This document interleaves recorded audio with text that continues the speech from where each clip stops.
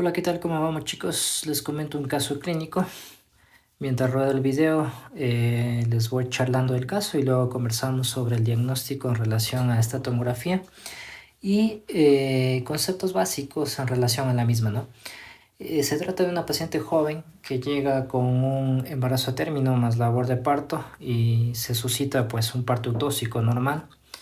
Posterior a que ya se produce el parto, presenta una cefalea intensa, que en primera instancia se lo asume al puerperio inmediato, ¿no? Entonces se maneja con analgésicos y bueno, se envía a la casa a la paciente.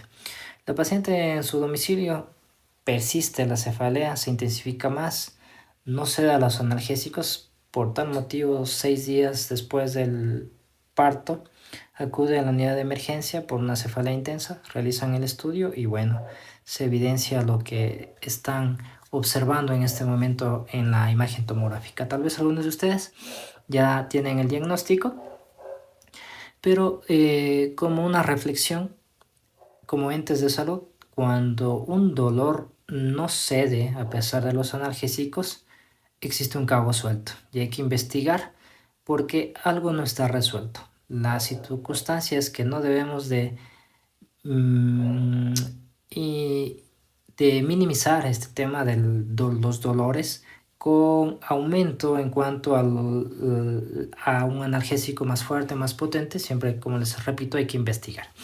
Bueno, como les decía, acá tal vez algunos de ustedes ya tienen el diagnóstico y vamos a hacer referencia a ciertos conceptos básicos que me voy a referir ahora, ¿no? Las hemorragias intracerebrales generalmente tienen su clasificación. Entonces, las principales son epidural, subdural, hemorragia intraparenquimatosa y hemorragia subaracnoidea. Cada una de estas hemorragias tienen características tanto clínicas como imagenológicas y incluso el sangrado, la localización es totalmente diferente. En esta oportunidad vamos a charlar sobre las diferencias entre el hematoma epidural y el hematoma subdural. Por lo tanto, el hematoma epidural, la localización se produce entre el hueso como tal, como podemos observar acá, lo que estoy pintando es el hueso, y la dura madre, que es justamente esta zona que la estoy pintando.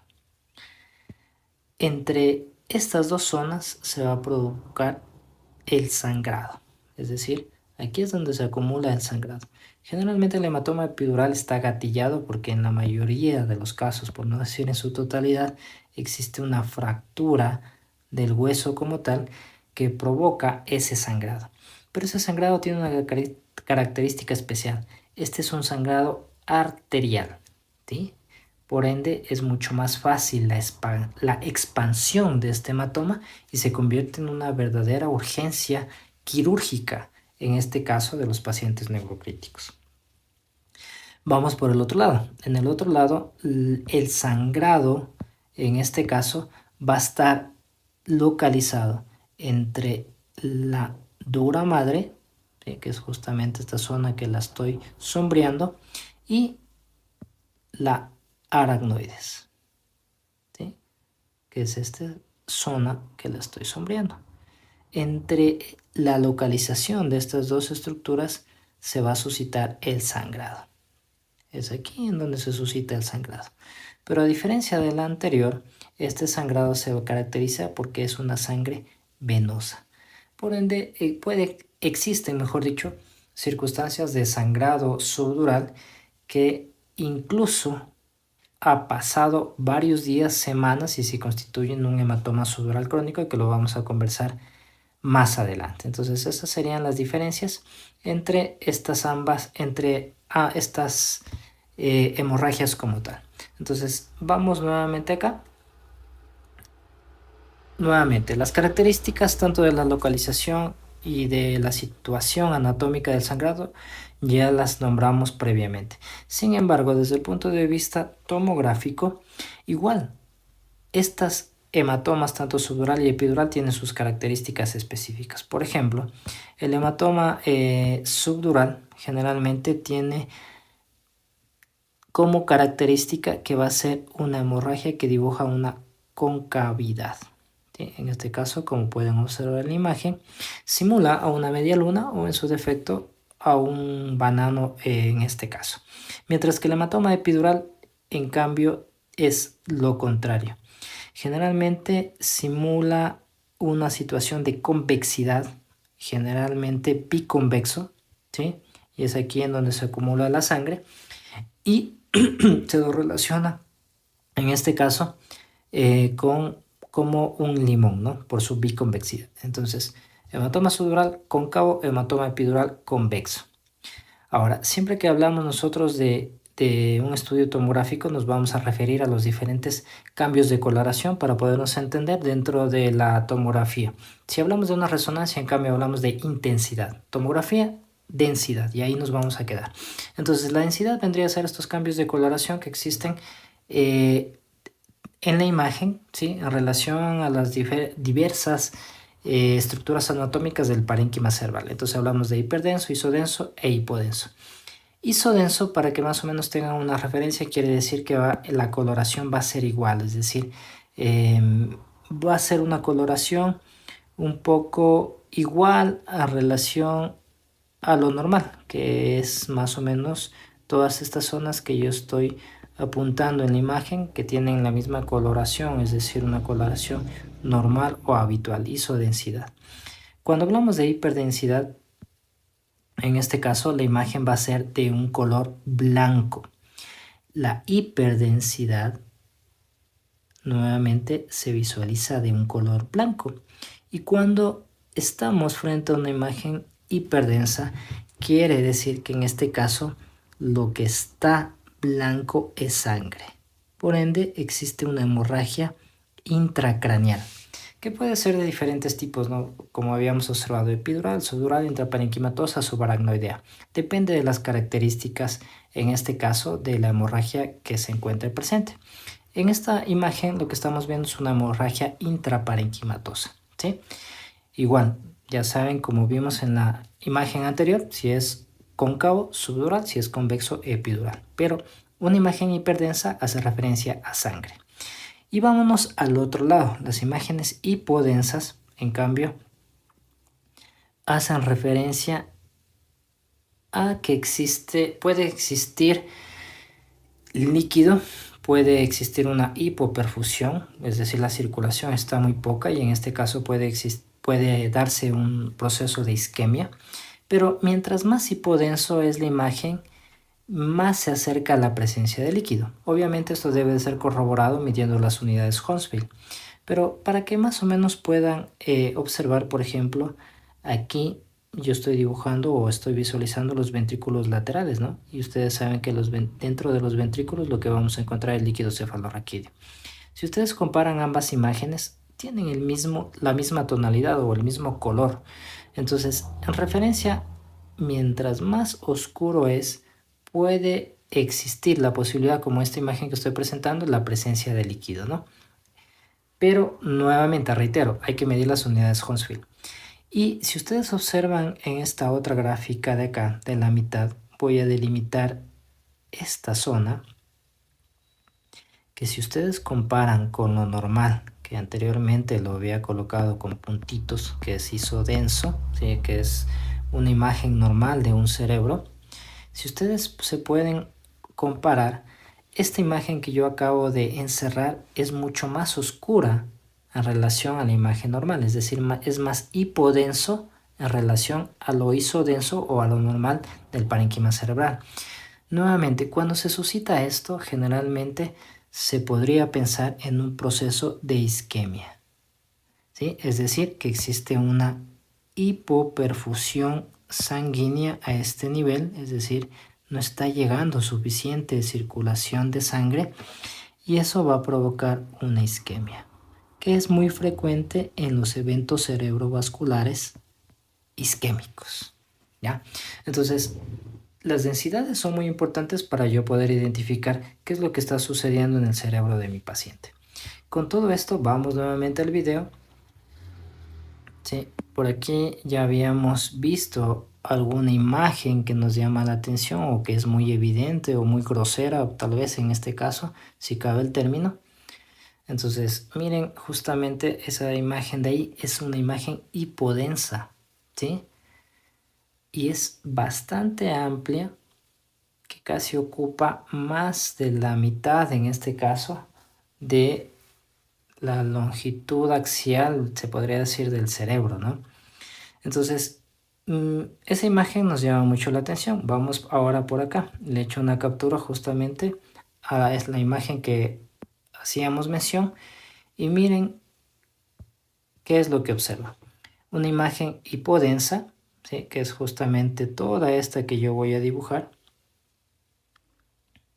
¿sí? Que más o menos tiene la forma de una media luna. O mejor dicho, tiene una circunstancia cóncava y no es convexa. Pero ustedes dirán, pero es hipodensa. Me acaba de decir que la sangre es hiperdensa. Habíamos nombrado previamente cuando mencionamos las diferencias entre hematoma epidural y subdural, que generalmente en el hematoma subdural se trata de sangre venosa y que la sangre venosa, obviamente si es que la hemorragia se da en menos de 24 horas, pues la vamos a evidenciar como una imagen hiperdensa. Pero en el hematoma subdural se puede clasificar en agudo, subagudo y crónico, dependiendo del tiempo. Como les decía previamente, si es que es aguda, menos de 24 horas, vamos a ver una imagen hiperdensa. Si es subaguda, generalmente se considera desde los 2 hasta los 10 días y vamos a encontrar una imagen hiperdensa tirando a hipodensa, probablemente, ¿no? Es decir, como que de blanco cambia su tonalidad a oscuro. Y pasados los 10 días ya estamos hablando de un hematoma subdural crónico, es decir, vamos a encontrarlo netamente oscuro. Ahora, ¿qué es lo que pasa acá? Y ya vamos nuevamente a regresarnos al video. Pero si ustedes pueden observar aquí, en esta imagen se trata de un hematoma subdural. ¿Por qué un hematoma subdural? Nuevamente por la localización, por la forma, que se trata de una semiluna.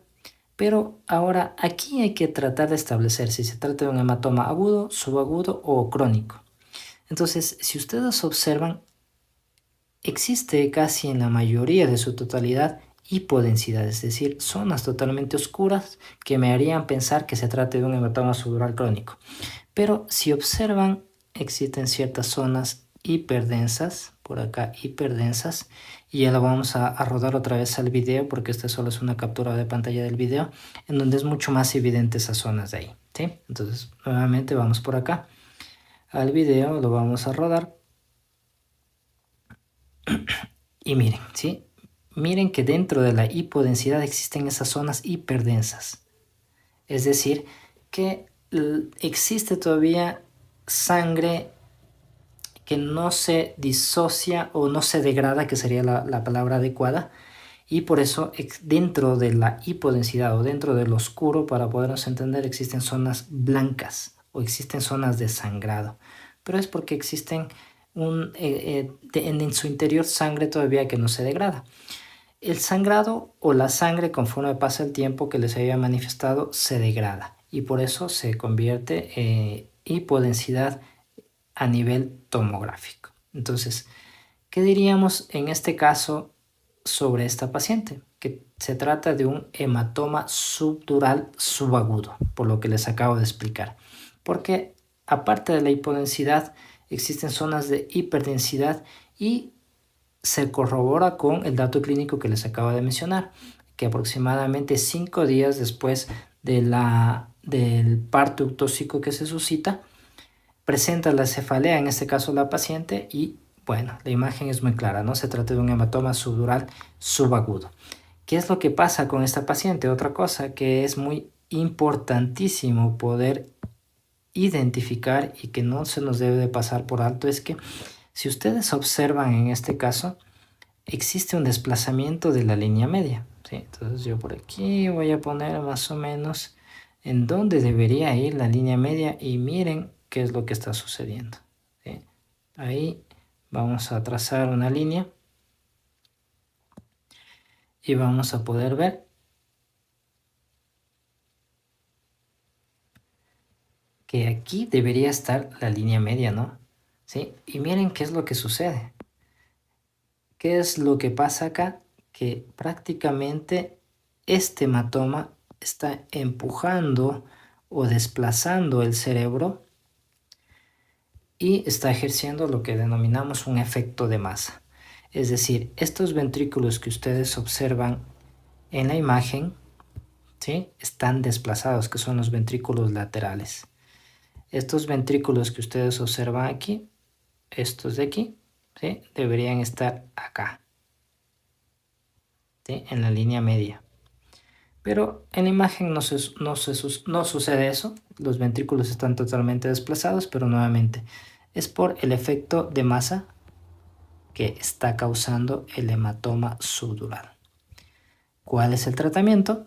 El tratamiento definitivo de este paciente es quirúrgico, porque el desplazamiento que ustedes observan es más de 0.5 centímetros. Entonces el tratamiento es netamente quirúrgico. Y bueno, espero que este video y estos pequeños datos que les acabo de mencionar les sea de su agrado. Nos vemos en próximos videos y analizando nuevos casos clínicos. Chao.